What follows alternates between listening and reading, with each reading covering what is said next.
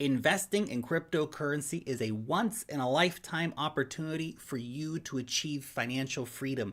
You are not going to find gains like this anywhere else. The coming decade for crypto, holy cow, it's going to be so crazy. So much money is going to be made. But the gravy train's not going to last forever. I think the next few years in crypto are going to be the best years in terms of hopping on that gains train. In today's video, I'll explain why I believe that to be the case. My name's Lark. Every day I make videos talking about cryptocurrency investing, so if that's a topic you would like to learn some more about, make sure you subscribe to the Lark Davis channel. Gently tap on the thumbs up button for the YouTube algorithm, and of course, click on the notification bell if you do want to know when I put out a new video. By the way, if you want to start earning some passive income on your crypto, you need to get yourself an account over on Celsius. You can earn 6.2% on your Bitcoin, 5.35% on your Ethereum, 8.88% on your dollar stablecoins. Use the link down below to start your account, and you can get a $50 Bitcoin bonus when using the code LARK. Now let's go ahead and get into this topic. So, this chart right here, this is probably the most important chart in crypto right now, certainly one of them.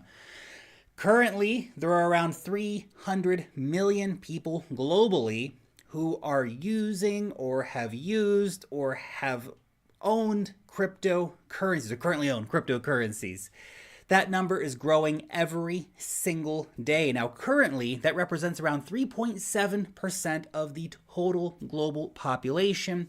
That's going to be 1 billion people if this rate of adoption continues as it has been.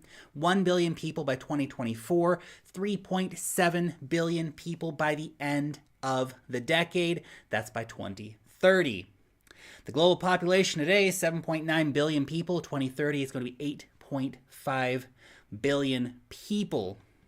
That's almost half of the world will be into crypto by the end of the decade. That is some incredible, incredible stuff. To give you some more thoughts on the numbers here, because it's really, really important to understand how insane it's going to be when we have all this flood of people coming in. Global smartphone ownership today is at 3.8 billion people. Projected 5 billion by 2030. So if we get up to 3.7 billion cryptocurrency users by the end of the decade, that means nearly 80% of smartphone owners will be using crypto. Internet access, another interesting way to look at it, currently at 4.6 billion today. The most optimistic estimates say that we could get internet access up to 7 billion users by 2030. That's about 50% of the people who have the internet are going to be using crypto by 2030. Come on, that's craziness right there. You can't tell me that's not crazy, because that's damn crazy numbers right there.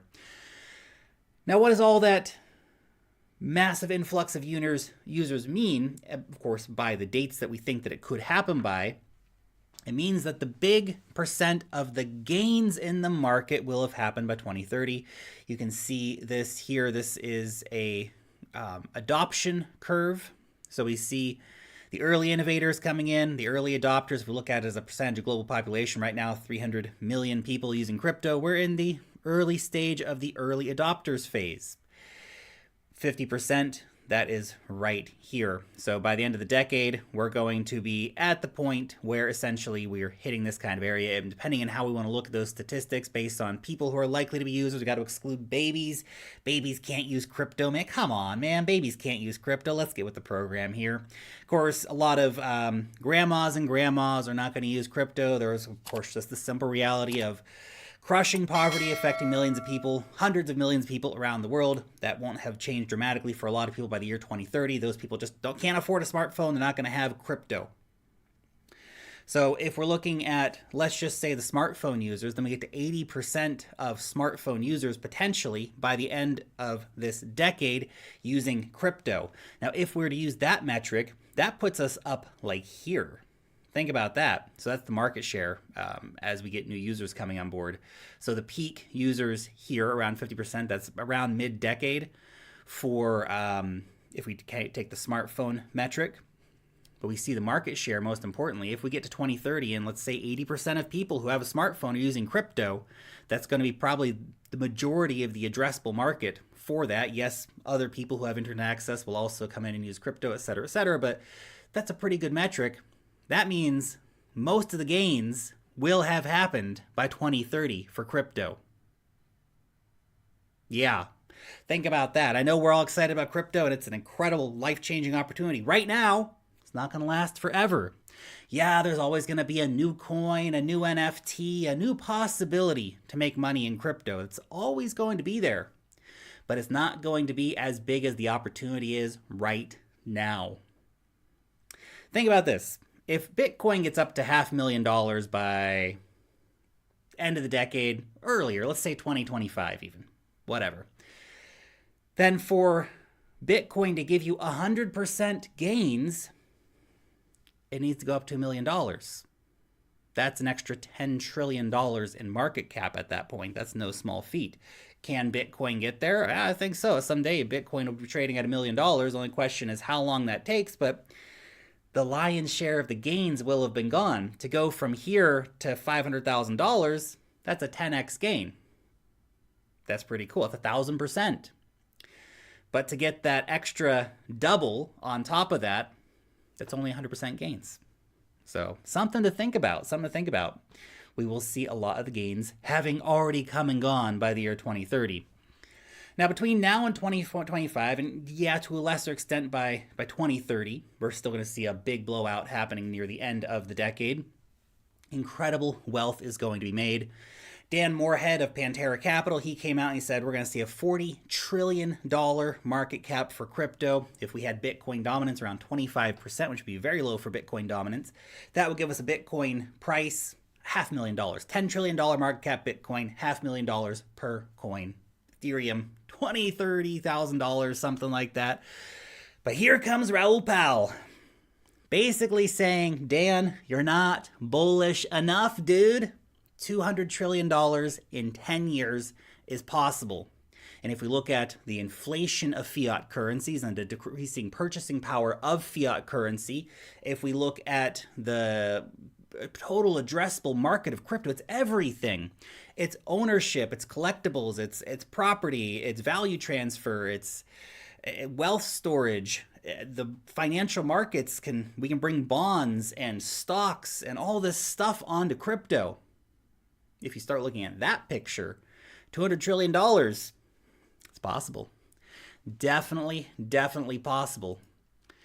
But how do we see crazy valuations like this playing out? We're only at $2 trillion right now for a total market cap for all cryptocurrencies. How do we get up to 40 trillion? How do we get up to 200 trillion? Well, there's a few big factors that I think you need to be paying attention to. Right now, we have an exponential increase of fiat on-ramps going on. Now, in order to have a rising bull market, a super cycle kind of situation, you have to have more money coming in all of the time. That's exactly what's happening right now. This year, the New York Digital Investment Group, they have inked deals to make it possible for almost every single bank in the United States to be able to custody and offer Bitcoin to their customers. Game-changing stuff right here. We've seen a few little announcements of different people, different small banks starting to offer that to customers, but we haven't seen it in a big way yet. Give it a few years, it's going to be everywhere. A lot of mega banks, the big boys of the banking world, they've started offering cryptocurrency only to their elite customers. Other banks can offer it to small customers with NYDIG, but the big guys, they're just going and cutting their own path here. PayPal, obviously, that's massive. They have hundreds of millions of customers globally. Bitcoin ATMs are at an all-time high. We have ETF products in Brazil and in Canada. We have lots of stock-traded products for Bitcoin and other cryptocurrencies in European markets. The USA, of course, is the big outlier here. It's got the world's biggest equity market, so we do want to see those kind of ETF products coming to the USA, and they're obviously coming. It's just a matter of when they actually come. Country level adoption is happening. Yes, El Salvador has made Bitcoin into legal tender, but we also see other things going on. For example, Singapore's sovereign wealth funds. This year it was reported they've been buying Bitcoin. It's a pretty big deal. Sovereign wealth fund, in case you don't know, that's basically the investment arm of a country. Other things too, we have NFT auction houses out there. selling, Christie's and Sotheby's, the world's biggest auction houses, they're selling NFTs now. So just another way for money to come into the market here. Social media platforms. Everybody's on social media these days, man. So popular. So popular. Well, this is getting crypto into the hands of so many people. People no longer need to come and seek out crypto. Crypto's coming to them. It's coming to where they are. TikTok, 1 billion users, just announced they're doing NFTs on Ethereum. Reddit, 330 million users. They're doing community tokens on Ethereum. Twitter, 350 million users. Bitcoin tips using the Lightning Network. NFT verification using the Ethereum network. Facebook, 2.8 billion users. They haven't launched their product yet, but when they do, Facebook's Diem, or whatever the final version of it's going to be called, is going to be freaking massive. You cannot discount how incredible it is for crypto to be tapping into the network effect of the world's biggest social media platforms. Blows my freaking mind. And crypto's starting to invade everything in a very, very serious way. We see celebrities buying NFTs, talking about crypto. We see the meme culture definitely hooking into the crypto culture. Internet culture overall just is becoming inseparable from crypto culture. Big money investors piling in, millionaires, billionaires, family offices, hedge funds, private funds, companies. All these guys want to get a piece of the pie. Media coverage is constant for crypto. It's not all bad. It used to just all be bad back in the day about how Bitcoin's dead, everything's going to die. The script is flipping. Oh yeah, the clickbait media definitely does a lot of negative coverage, but they do negative coverage of everything because that's what they do. That's what they do at the media. But we can see a lot more positive stories, a lot more talk about the technology happening in the media. It's getting this in front of people's eyes.